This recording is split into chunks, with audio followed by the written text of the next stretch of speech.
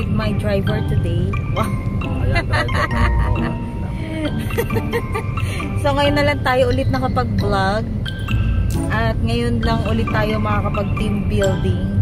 After, kailan kayo yung team building? Last year. So ayan, pupunta tayo ngayon sa Kong Balay. Ayan. So nandito kami ngayon sa dinadaan ng shortcut papuntang, ang labas ay sa may Tehero na. Tama ba? Tehero pa ba yun? Or Bacau. Sakop na siya ng Bacau. Salamat sa Anyana. Hindi na kami nahihirapan ngayong lumabas. Kaya medyo mainit po ang ulo ng ating taga-drive. Dahil ang gagaling daw ng ibang driver sa kalsada.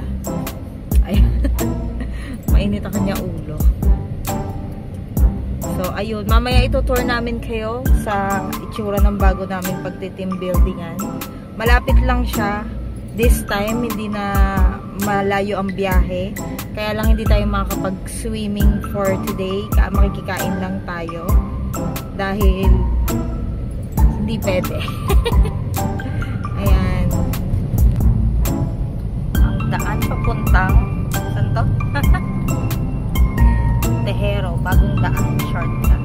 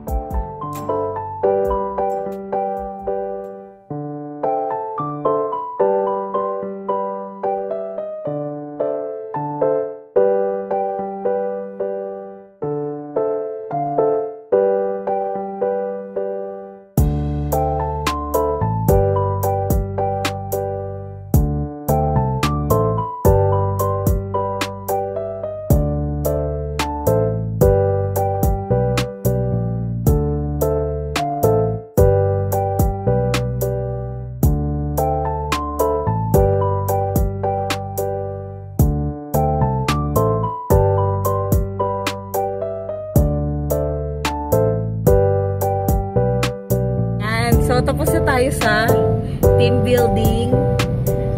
Nawala tayong picture. Ngayon ko lang na-realize, sobrang bihira ko nang mag-Facebook at mag-upload. So, yan. Ngayon ko lang naisip na wala pala kami picture. Papunta naman tayo ngayong SM Bacoor ba tayo? SM San Fernando, Pampanga. Charot. Sa SM Bacoor, dahil bibili naman tayo ng para sa artehan. Yes. So, sa mga buntis dyan, alam ko, relate kayo dito. Pinilit ko po talagang magkaroon ng maternity shoot dahil wala sa pamilya namin. Sa immediate family member ko ang may ganon. Ayan. So, maipilit lang. Nakakatakot ang mga sasakyan ngayon dito. Ang weird ng kanilang mga pagdadrive.